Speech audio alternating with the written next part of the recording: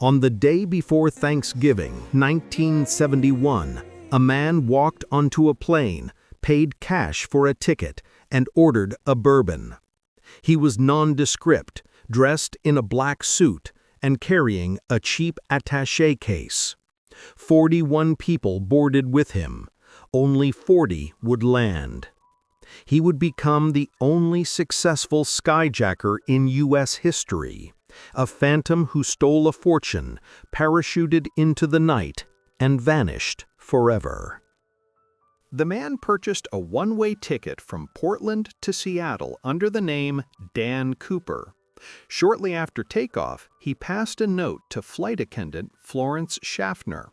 Assuming it was a lonely man's phone number, she dropped it unopened into her purse. Cooper opened the briefcase, revealing a terrifying bundle of wires and red sticks.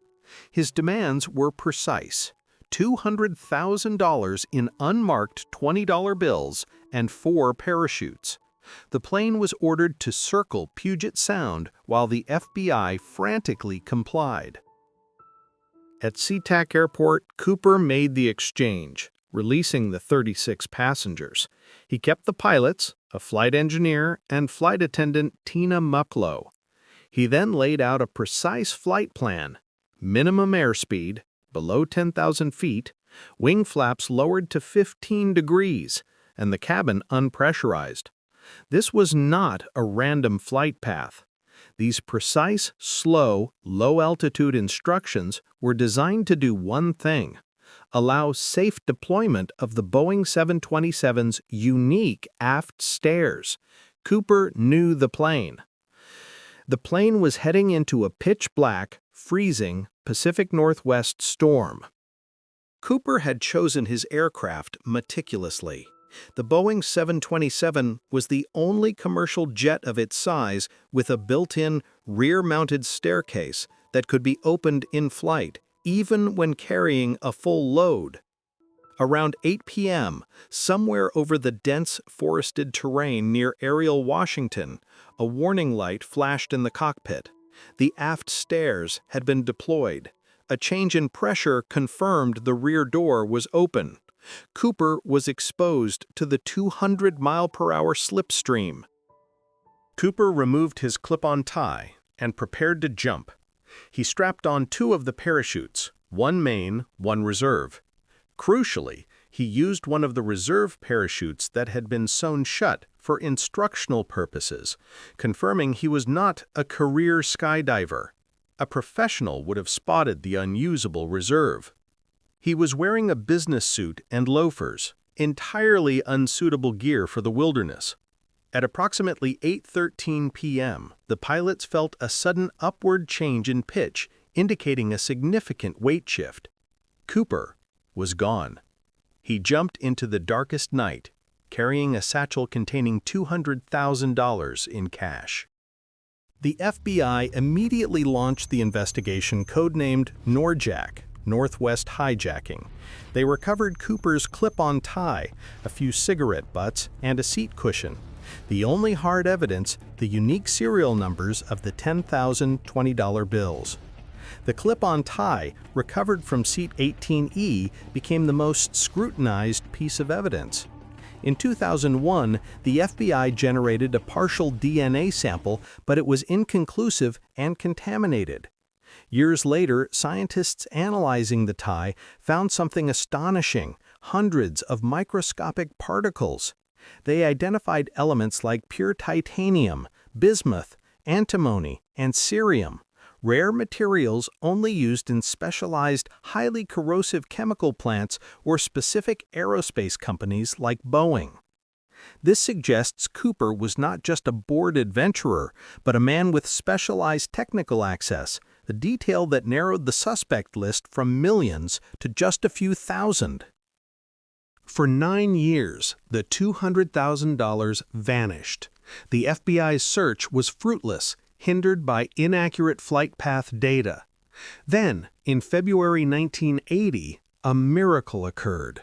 Brian Ingram, vacationing with his family, found $5,800.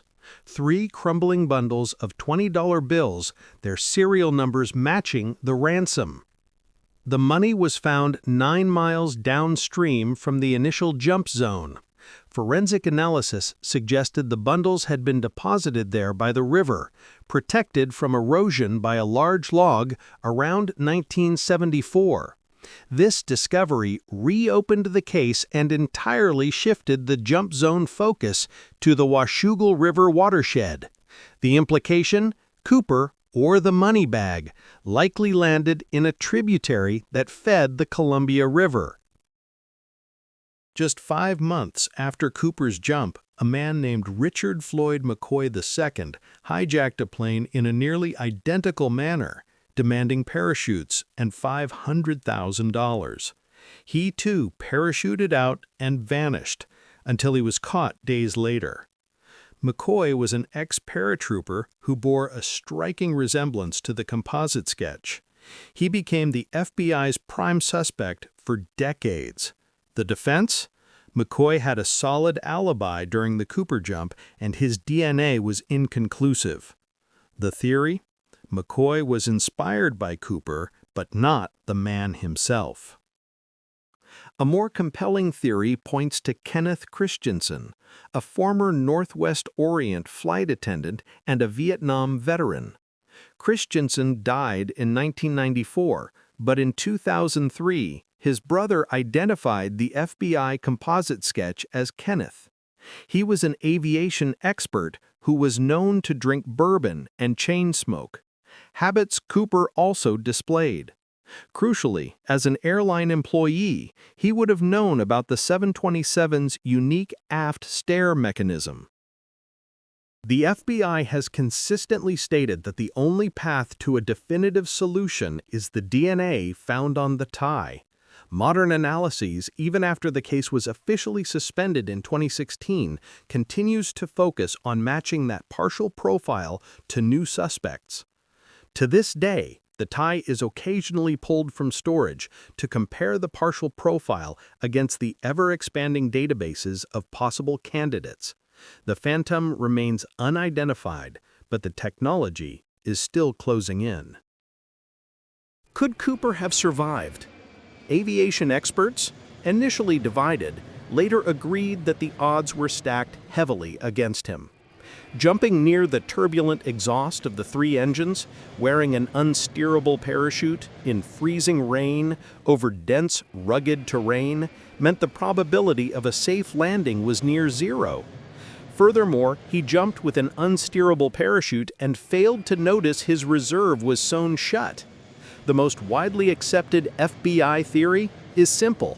Cooper died that night. His body, along with the remaining $194,200, is likely still somewhere in the vast, unforgiving wilderness of the Columbia River Gorge.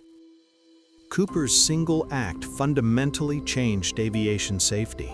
Immediately after the hijacking, the FAA mandated that every Boeing 727 be fitted with the Cooper Vane, a simple spring-loaded paddle that prevented the rear stairs from being lowered while the plane was in flight.